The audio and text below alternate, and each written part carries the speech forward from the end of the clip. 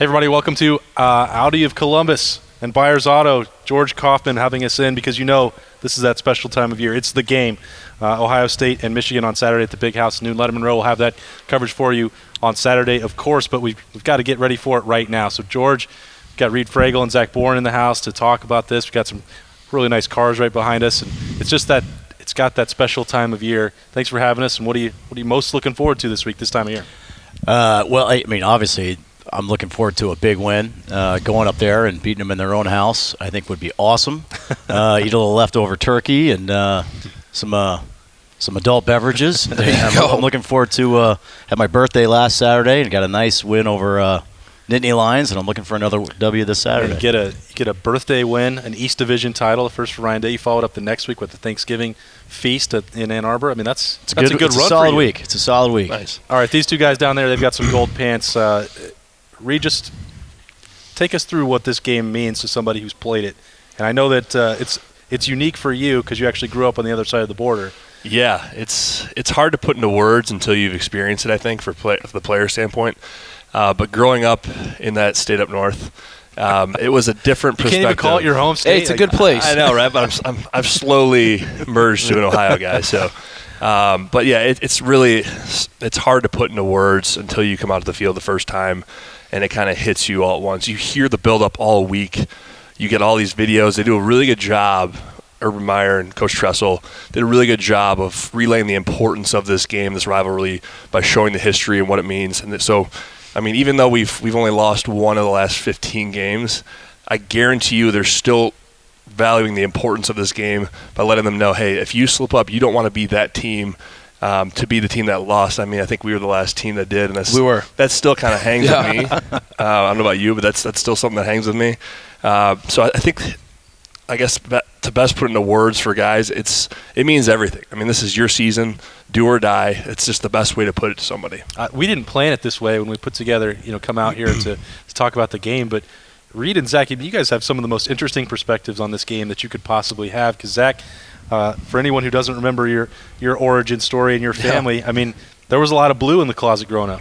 There was. I grew up a huge Michigan fan, right? I don't even know if I'm allowed to say that, but yeah, both. You can kick him out. That's right. But both of my parents are UM grads, and so that's where we grew up going. Hanging out with Bo Schembechler and Lloyd Carr, and going to Schembechler Hall and going to the Big House, and when kind of the tides turned a little bit and the family made the transition, it couldn't have been better for us, right? But so many people have asked me that question, and so many people are like, hey, how's it so easy to just turn it on? It's because it's the greatest rivalry in sports. When you are associated to a team and you switch, it's easy to turn that switch on and saying, hey, I hate that other person, right? It's just, that's how big this rivalry is. Reid talked about it. They literally talk about this game every single portion throughout the year, right? When you go in phases, we work in phases. Winter workouts, there's a Michigan period, a Team Up North period, where the fight song is playing. It's 6 a.m. in there, and you are getting your you-know-what kicked, right? And it is all about the Team Up North. And then in spring ball, you have it. In summer workouts, you have it. In camp, you have it. And then I guarantee you the past couple weeks, they've had those Team Up North periods where some point during practice, they go and we did certain drills throughout that time, and it just reminds you of that game. And right when that game ended Saturday, I guarantee you Coach Day went in the locker room and said, hey, we're going to enjoy this for the next 5 minutes. We're Big Ten East champs. And they turned it right over to the Team Up North. And you walked in there. I'm sure you've been in their facility. It's time for war, right? What happens to you guys when you hear that song now? Because I've been covering this team since Urban got there, so I've been hearing it for 8 years. What happens when it's time for war starts blaring and you hear it? I think it just triggers flashbacks almost to that week. Like, I was going to say, if for somebody that came into this, let's say somebody lived in Florida, didn't really know anything about the rivalry, you're going to hate that Team Up North by the end of that week, by the end of that year, just based off the sole fact that they're pushing this on you throughout the year so much, and it becomes so annoying and so monotonous. The fight song and everything, you hear about it so much. By the time that game week comes, you're ready to rip their heads off. So they do a very, very good job of, I guess, marketing the game to somebody who's not familiar with it. Right. So by the end, there's no chance that somebody might not be as bought in as somebody who's grown up with the rivalry. So I mean, this may be a really bad analogy, but this is kind of the way you bring up guys from Florida, and we played with guys from Florida, Texas, California, all over the country. It's not just guys from Michigan and Ohio, right? It's kind of like that trained dog. When you have a puppy German Shepherd, right? It doesn't come out attacking people or being a guard dog, right? It doesn't. But training throughout the year, right? That, hey, now it's time to graduate and you are ready to attack. It's literally like training dogs. I mean, that's what it's like, right? Reid could not be more right. You come here being a little raw, not knowing what's going on, and they ingrain in your mind throughout the entire year how important this week is, that when you get to this week, it doesn't matter if you are from the Caribbean, right? You are ready to just hammer that team up north. Yeah. George, I thought you might have "It's Time for War" blaring in here when I came in today, just getting ready for the week ahead. We can put that on if you want. What's it like, from your perspective? You have a tradition when you get ready for this rivalry, and everybody around here. Obviously, you're big in Columbus and a big supporter of the Buckeyes. Like your friends, your family. How do you guys get ready for the game? For me, it's since I can remember any first memories of college football, it's this rivalry. Started going to the games when I was 5, 6 years old with my grandfather. Sat in the same seats, and one of the biggest things that I do is I have a pair of 4-panel corduroy pants.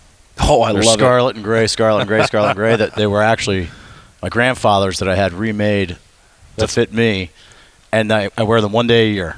Okay. And that kind of gets me pumped up and ready to go. They're already out of my closet, hanging on the back of the door, ready to go.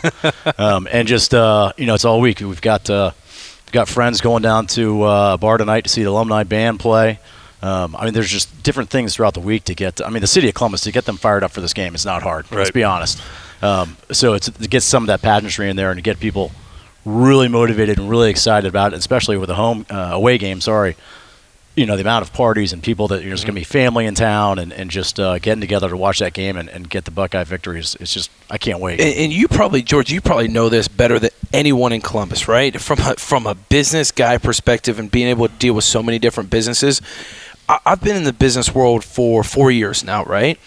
And this week, even when it comes to business, it's just different, right? It's almost like it's just that feeling, right? Every single phone call that I've had this week, customer, hey, big week, yep. Right? Be like, hey, man, I know it's a big week. And kind of everyone's on edge a little bit, right? Everyone either is a little feisty, a little nervous, whatever it may be. But you just feel I want to call it almost tension, right? And it's like whatever you do, doesn't matter if you're getting ready for that game at the Woody or not. If you are in Columbus, Ohio, and it doesn't matter if it's our vendors getting parts, right? Doesn't matter if it's a high-end client of mine, whatever it may be. You can feel that in their voice. It's so true. And I'm going to be honest. I purposely, I have no meetings for Friday. I'm not coming to work on Friday. I am going to be home getting prepared and getting ready. And just like Zach said, so many people are saying, well, I can't do anything. Saturday. No. What are you, crazy? Yeah, right. Hey, if we can't get this done by Wednesday with Thanksgiving – it's going to have to wait till next week. Right, yeah. Can't do it. I promise we're going to talk about this actual game, but you guys have to tell me where your gold pants are at. My mom's got all 3 of mine. Okay. I think that's kind of the tradition that I was understanding of going into this game was your mom gets all the pants and your wife gets 1 pair. So you'll be dishing one of those out here pretty soon, buddy. But a wife at the moment, but for now, that's a big wedding gift. Like you've earned a gold pants. Yeah, it's kind of like the tradition. I think okay. that's how I understood it. Maybe that's wrong, but that's just where I'm at. But I couldn't agree more with Reid. I've got 3 pairs. My mom has all 3. Every single time my 2 brothers got married, one of their pairs got gifted to their wives on like the first Christmas that they were married. So that was one of the things that they got. So yeah, I think my older brother has a daughter, so he gave her 1 pair. But a pair will always stay with my mom.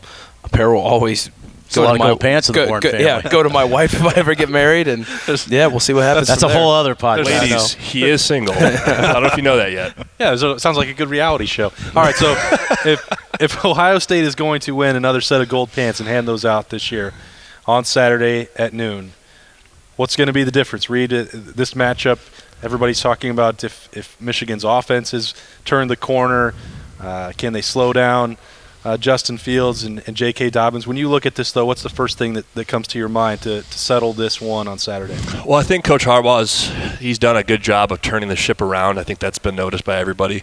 And obviously, this is the test. I mean, nothing that he's done in the last 4 weeks or whatever to turn the ship around is going to matter if he can't seal a deal in this game. So I think both sides are aware of that, what he's done and how they've basically overcome adversity early on in the season as a team.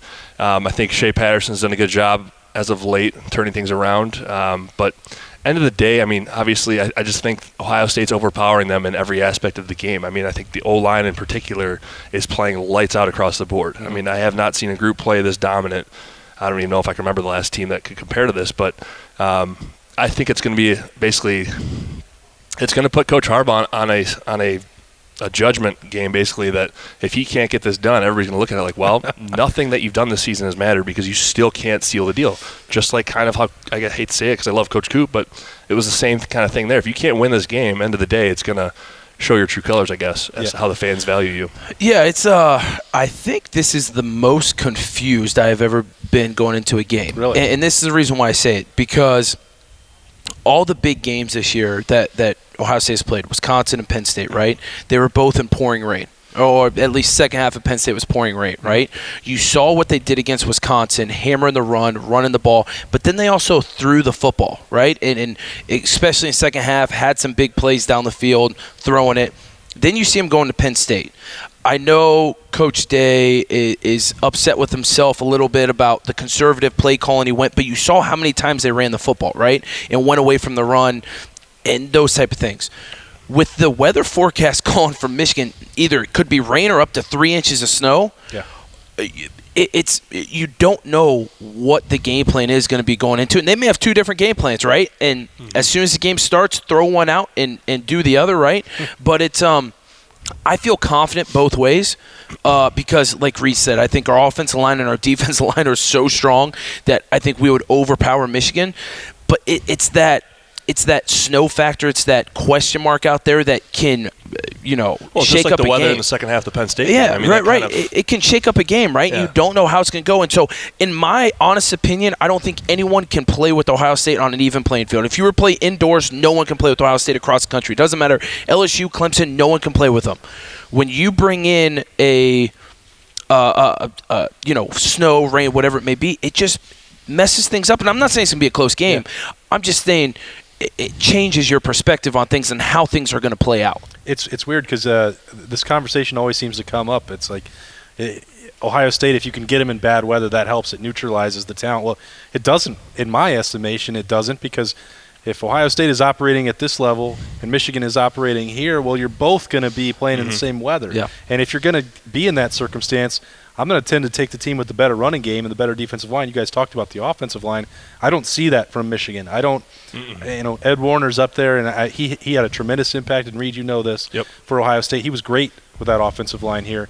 That hasn't happened, and Harbaugh hasn't built a strong offensive line, a strong rushing attack in his entire time up there. So if that weather gets bad and they have no answer, I don't know, George. How do you see this one? Where will you be watching, no matter what the weather is here? I think the weather, like we said, with the two games we've already played, Wisconsin, we just obviously dominated every facet. Penn State, I think we dominated as well with the turnovers we had. I think we had our sloppy bad game, which you're bound to have eventually, and we still came out with a win and still came out top 10 win by double digits, 100%. And so when it comes to this, I mean, our defensive line, let's be honest, Chase Young is hands down the best player in college football. I don't think anyone can argue that. And so bad weather, good weather, I really think, agreeing with these guys, the defensive line is going to be a major factor in this. I agree, Shea Patterson and the team up north, they've really – their second half of their season, they've performed much better. But when it comes down to the pure talent, J.K. Dobbins is, I have a feeling, going to have an unbelievable game. Chase Young's going to have a great game. We just have too many. I mean, our defense has just really stepped up this year, and I really think they're going to shut them down. And everybody points this out to me, Reid, when you're talking about the last 5 or 6 weeks with Michigan. Like, you scored against Michigan State and Indiana, Maryland. Good for you. I mean, anything – these other teams, even when they have the number one rush defense, Wisconsin, Michigan State, Penn State, well, if you haven't played Ohio State yet, I don't believe it.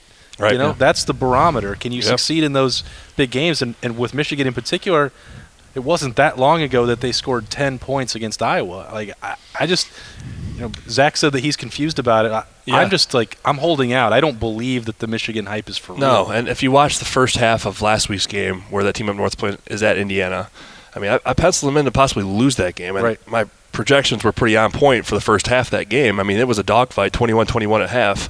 But going back to what Zach's talking about with the weather, that variable that you don't really know about, I think if you have to force Michigan to run the ball, I think that only plays in our hand that much more. Because right now, Shea Patterson's playing pretty well. If you force them to run the ball, like you were saying, it's not something that they're comfortable doing. They're more of a passing offense, dunk and dink you down the field, and they're not going to really get to run the ball like we can. So I think if there is some weather that plays into it, I think it only helps us that much more. This is the only thing I bring up from a confusing standpoint, right? We know weather, you can't control it, but increase it. The ball's slippery, turnovers happen, right? We saw them this past week. Sure. Turnovers happen, right? Yeah. People are going to start running the football, which then, what's it do? We saw it this past week, shortens the game, right? When you have a shorter game, the margin of error is smaller, right? Because you're playing against the clock as well. Number 3, we've seen this. When you're playing inside drill at practice and you know what's coming, it's easier to play the game that way, right? And so, listen, I am not saying that I think it's going to be close. What I'm saying is, it's almost like you know what's coming at us, we know what's coming at us, right? That there's a smaller margin of error. Clock is ticking at all times. And guess what? It may not be I think they would absolutely blow them out, because I think Ohio State across the board with the athletes and whatnot, they would hammer them, right? It just makes a question mark in my mind of I think it's more of a question mark because are they getting 3 inches of snow or are they getting rain? Because in rain, I think we're fine. 3 inches of snow is completely different. Right. Am I right? I mean, come on. Have you guys ever played football in 3 inches of snow? I have. Yeah. It's hard. It's hard. It's a game of who can screw up less. Exactly. But that's what I'm talking about. It's margin of error, right? And so that's the question mark is if I knew what the forecast was going to be, I'd have a much clearer outlook. And I think the coaches are thinking the same thing. I really do. I think the coaches are thinking we need to plan for snow and we need to plan for rain, right? And you know your rain game plan can go with 0 precipitation or anything, and you've got a snow one where, hey, it's going to be a lot of 2 or 3 tight ends. We're going to absolutely try and maul them, and J.K. Dobbins, you're going to run the ball 40 times a day. Yeah, the forecast is great in the press box, so I'm confident in my ability either way on Saturday. No doubt. But I want to see, George, and I think you probably agree with me here, I want to see both of these teams at their best. I don't want it to be a slog and people falling down over the place and 10 fumbles in the snow. I mean, if you're going to have these two powerhouses going at it, let's do it in a way that they can at least be themselves. Team up north fumbles 10 times. I'm totally fine with it. All right. Well, I'm not going to be upset that's one very bit. true. That's very true. I hope they do. Yeah. But you know what I mean? Like, you just want to see them actually, like, there be no excuses. Like, Michigan, if they're going to earn it, fine. You don't want it to be a game where Justin Fields can't hold on to the football. You want to see them play a good football game, don't you? I mean, absolutely. You hope that this game, as always, pans out to be the true marquee game of the week, game of the season. Just because we've had such good success over them the last 16 out of 18, I think it is. Yeah. I feel like a lot of people outside of Ohio State and outside of the region are like, it's not that big of a rivalry anymore. Well, I think it is. To me, it's still the best rivalry, best game in all of sports, and it helps when the actual game really is that much of a battle going to war. And I mean, I'd be okay if we won 62-0, but no doubt. But it helps the rivalry, and I think all of college sports when the game is really a solid, well played game. Yeah, I think the other thing that you brought up about the rivalry is everyone's like it's not a rivalry, but I know for a fact the Ohio State team that's there at the Woody Hayes right now is acting like they've been beat the last 10 times, right? That's how Ohio State acts. Ohio State isn't like, hey, we've beaten these guys last 16 out of 18. They act every single year like, hey, we've gotten beat 16 out of 18 and we're going to change it. Yeah, and I've heard the same thing in this past week. Well, it's not really a rivalry anymore. You have to win some games. And I've heard from my own family members. I'm like, well, guys, it's so hard to put into words how this means to a player versus you as a fan watching the game. Like, it's really, I know we've won the last 15 whatever out of 16 games, but we still are reminded, and we still have flashbacks to that week where you feel like you literally lost the last game. Like, you never lose that feeling of how much this game means, even though you've won the last, I don't care if it's the last 20 games, 30 games. You still know if you lose this game, you're going to be the laughing stock of Ohio. So, Yeah. yes, to No, us sure. as players, it is still the greatest rivalry, and it's untouched by anything out there. So it's just hard to convey that to people that don't really go through that on a weekly basis. Especially leading up to it, right? Listen, when you're up there, what they're going to experience this week, there is no other ride that you will have all year than going into the big house. It will be the greatest ride you'll ever have, the most intense ride you'll ever have. When you get off the bus and you get in the locker room, it will be the most intense locker room setup that you have ever seen compared to any other game. When you walk down that tunnel and you go out for pregame warm-ups or whatever it may be, and guys are smack talking and the fans are yelling at you, it will be like any other entrance that you've had in any other warm-up you've had before any other game. The adrenaline, the juices, I mean, the hair stick up on your arms, right? There is nothing like it. So it doesn't matter if you've won however many times in a row. That game, that day when you wake up, there is nothing like it that you experience it as a player. All right, you two bring up a great point, and I'm going to dive into it after we take a quick break here from our great friends at Byers Auto as our preview of the game rolls on.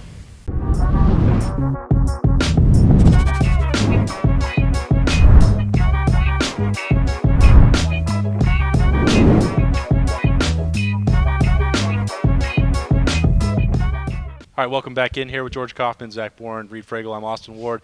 Looking at the game, and Reid, you said this, that if Ohio State loses, they're the laughing stock of Ohio. They get the rivalry is so harsh important. maybe, but but I know what you're saying, and I think that this fascinating subplot, and I've already asked Zach about it this week, but it's this dilemma, right? Ohio State could lose and potentially still go to the college football playoff and win the national championship.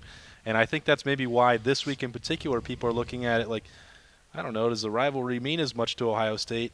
But I had that, it was in the Woody on Tuesday, and they made clear that this is still the season for them. But it's just a weird dynamic when you talk about the rivalry and the way that the college football landscape has changed with the playoff and Big Ten championship and the East already being clinched.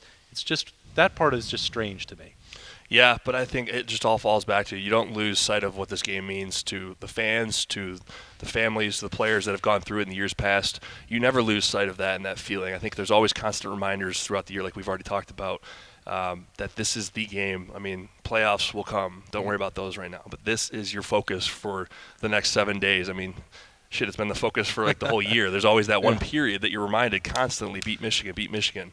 But it is weird when you start throwing in the college football playoff talk. I get all that, but I think end of the day it all comes down to this is that beat that team up north, and they're all very well aware of how much this game means. As a player, when you look at the season, you look at the goals, number one is always beat the team up north. Yeah. Always. That's number one goal. Number two is win the Big Ten and win the Big Ten championship. That's number two. Number three, to win the national championship. So they haven't even gotten their first goal yet, right? Their first goal happens this week. So as a player, you're not looking towards the national championship or the Big Ten championship.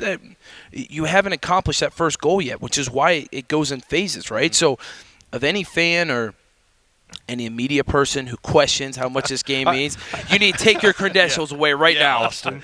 I'm not trying to question. I did, and I've told you this when I came in earlier in the week, and especially on Saturday when I was talking about the East title, and I was starting to look ahead to the playoff. I was like, man, I wasn't as excited as I normally am to cover the game. But once it started, got to be Sunday and Monday, and being around you and being around the team and hearing Ryan Day talk about it, you get that reminder back in your head. And sometimes you need that. Like, I'm a human being. Sometimes complacency happens, and it is just an unusual circumstance. Like, I wish that every single time, and I work in Columbus. I know the importance of it. Nobody has to explain it to me, but you get exposed to the national stuff and people talking about the Heisman and the college football playoff rankings, and you can lose and still be in the top 4 for Ohio State. It's just you want to shake that out of it, and it did take me a couple days this week because in my mind, if you're offering Ohio State, you can win the national championship but lose to Michigan, or the inverse, you beat Michigan and then lose the playoff. Like that's the debate, and you can take both, like, right, George, that's what you want, both, but that's like picking one or the other. That part, because I didn't grow up in Ohio or play in it like you guys did, sometimes that's in my mind harder to get over because the national championship would seem like the ultimate goal. There's always so much on this game. I mean, even when we win the national championship, they could take away our undefeated season. Right. I mean, it's losing to them is such a – I mean, I get depressed for like 6 weeks, and thankfully it's been a long time since that happened. Well, that would be all the way up to the title game. So, but and I could be wrong on this, but I think the wins versus wins is 51 to 51 right close. now. It's getting close. So I mean, this could be the chance for Ohio State to take back that win column against them, which to me is a huge deal. I mean, there's just so many times that seasons have been spoiled by one team or the other, and this game means everything. Yeah, it's they say legends are made for a reason in this game, and it's almost like I think you have to take them separately. Like they're different seasons. The national championship could be a successful season, but if you lost to Michigan, like that would be this other season. Yeah, I mean, I don't even know why people bring. I've seen the polls on Twitter, right? We talk about it as media, right? I don't even know why the question is out there because as a player, there is no question. As a player, you're like, I'm gonna beat that team up north, right? And guess what? We're going to win a national championship. That's what you say as a player. It's not – they're not thinking about it. So I don't know why fans and, even us, like it's – as a player, you never have that mindset. If I could have one or the other, what am I going to choose, right? I mean, you are so dialed in that essentially their season started last week, but really, as we're continuing, really this week, right? Because that's that first goal that we talked about. Granted, we didn't have the playoff system when we were playing, so it was always you had to close out the season in order to best your chances at getting that national title chance. But, now even more so, I think that's where people start juggling the question of would you rather have one or the other, whereas before we never even thought about that as a possibility or Well, and I wasn't dumb enough to go into the Woody on Tuesday and ask any player that. I mean, like I said, my mindset had I wasn't saying buddy. I know. I want to make sure because we had this conversation. You were in at Lettermen Row on Monday, and it was like I didn't have that juice. It's an honor and a privilege to cover this game every year. It's our responsibility to do it as well as we can for the players that play in it, the coaches, for the fans. For anybody who's coming in here to Byers Auto, this is a big week for me. But I don't want to confuse the two. That the focus should be on the playoff for Ohio State this week, and I think nobody else in the media did either. That wasn't a discussion that was being had. I think everyone recognizes, but it's just a new sort of, fly in the ointment with the new. Even when the Big Ten went to the Big Ten championship game, that diminished a little bit of the value because you had a separate championship. But I think any of us sitting right here know, Jordan Fuller and Jonathan Cooper, if he plays, those guys all want to go win the game. That's not like, we'd be okay with it if we won the national championship. That's definitely not the mindset. No, for sure. I think all those guys are juiced up this week, right? I mean, how are you not to play in the greatest rivalry sports? I mean, we talked about it earlier. I'm juiced up this week, right? I've got my national championship plane ticket set. I've got the semifinal set, man. I'm going to Indy. I don't want it to be a loss this weekend. Come on, take care of business and follow the plan. I know that's what those guys are thinking. Yeah, and Austin, you brought up a good point earlier how not being from Ohio, not really maybe understanding right out the gate what this means to people. But Coach Ryan Day, I mean, his first press conference I was reading actually on the way here, his comments of basically growing up, I think it was New Hampshire. Yep. Basically the Boston Red Sox, New York Yankees. He grew up on those pro sport rivalries where he's able to, obviously as a coach now in the college football world, and see how much this means to the state of Ohio. He's able to throw himself in and understand that, how much this game means based off of that alone, and obviously seeing the guys' looks in their eyes throughout the week. But I think that just shows the testament of how much Ohio and this means and how much we are able to relay that to other people that may not understand what this means outside the state. But you come into the facility and be around Ohio State for a year, not even a year, probably be around it for a week and understand what this game means to everybody involved. I mean, even my favorite frat star, Mark Pantoni, man, being in Florida, hey, that's my guy. I love that guy. But even being from Florida, right, he comes up here, was never in the rivalry, and now he's been here for 8 years now, right? This is his 8th year. Guess what? He buys in. This week means more to him than any other week in an entire year, right? Yeah. And this is a guy who's just been in it the past 8 years. But once you get immersed in the rivalry, you buy in right away. Well, it helps that I get to spend time in the Woody and that I know you guys, and also before I got here, that I married a Columbus native and have a whole side of the family that grew up going to Ohio State. Smart choice. Smart choice. It's not like I was completely unaware of it, but if I'm going from Wyoming against Colorado State for the Bronze Boot to the game, I mean, I'm just, sometimes you have to get ready. It's like a rookie going into the NFL. I don't know what I'm doing. It sounds like an Oktoberfest medal. I mean, doesn't it? It's a big prize, Zach. I'll teach you about that when you come back out to my neck of the woods. Sounds huge. But as I said there, you can't have Zach Boren and talk about the game and not have that hit. So Yeah. George, Yeah. that's another thing. I don't know why we don't have that blown up in here today. Is Zach standing over? A big fat head on the wall or something. Denard Robinson standing on the other end of that hit? I got one for George, but I'm pretty sure he put it like at his house somewhere. I'm not sure if it's a bedroom or man cave or wherever it may be, but he's got one hanging up somewhere. It's in my son's room. Okay, there you go. I had it for about 3 minutes before I was like, where did that go? And I went upstairs and my son was already holding it up on the wall. So it's proudly placed. There you go. For me, there's not a more iconic image than that one. I mean, that was the first one that I covered, and Zach makes that play. His season was so incredible. We've actually done a Buckeye Q when you recounted that game for you. But, just tell for anybody who hasn't seen that, Zach, how special is that play to you? And I know you love to talk about yourself so much. Well, I've actually never answered this question with one of my teammates sitting next to me. That was like playing there, that was with me, right? Yeah. And so I think Reid can back me up when I say this. And obviously everyone that I talk to talks about that play and talks about that picture, but I talk more about that game, right? We knew going into it we were a bowl band, we were 11-0. That team in 2012 was probably the closest team I've ever been on, right? Everyone talks about, how tight their high schools are because everyone's from the same town and grew up together and all, your lifelong boys and stuff. That 2012 team, man, we would be cooking out during the summer. I mean, we knew each other's girlfriends. We were hanging out. We were the tightest group of guys that you've ever seen, right, in a college locker room. Because in college, everyone's got their cliques, right? You got the guys from Florida, you got wherever. We were all super close, and so going into that game not knowing that we weren't going to be able to play another game together when we should have been playing the Big Ten Championship, the National Championship, all that stuff, it was hard. It was emotional. We were all emotional going into that game, and then Coach Meyer gave one of the greatest pregame speeches at the Blackwell I've ever heard.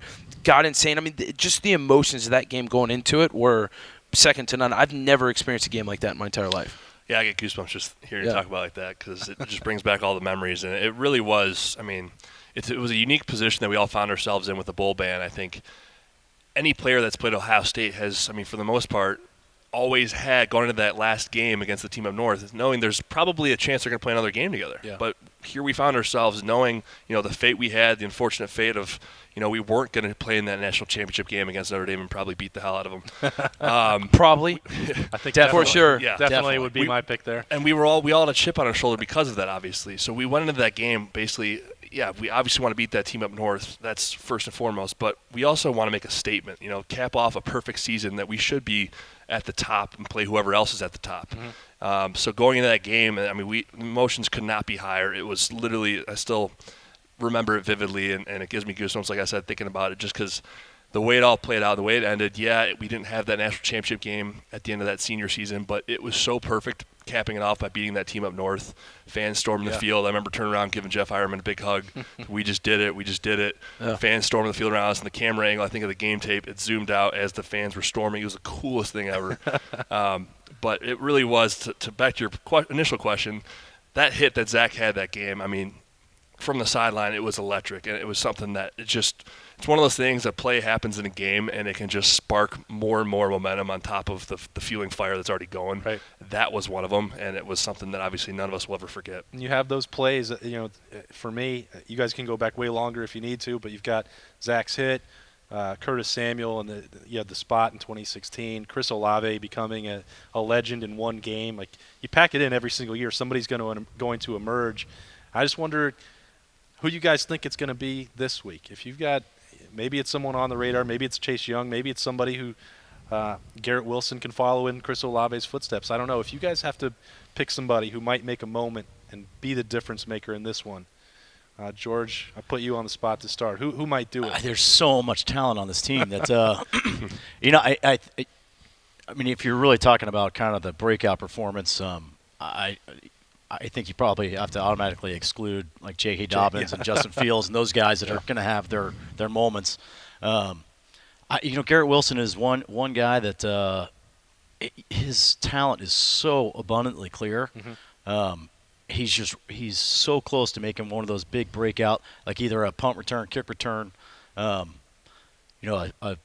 sort of slant or something, and he's gone. Right. I could really see Garrett Wilson having one of those outstanding days. And and honestly, I could see Master Teague breaking one. Sure. I mean, and that's just so. I mean, I just got goosebumps thinking about that because that just reminded me of the talent that's upcoming and to come for Ohio State. But you're right. Those moments. I mean, I think of Anthony Gonzalez and Chris Olave last year. He had 2 touchdowns and a block punt or something. I mean, just Dwayne that Haskins place was coming insane in. last year. It was. I mean, at that game, I have never been at a game like as a fan. I've never been at a game like that. It's a 62, 60. Yeah, 39. I mean, it was incredible. God, it was amazing. Etched in history. Yeah, no, And it's we a were great dogs question. going to that one too, I think. Yeah. We were. Underdog We at home. were underdogs. You want to know something? You start talking about iconic things. It's because I grew up on this rivalry, right? I love this rivalry from the day I came out of the womb, right?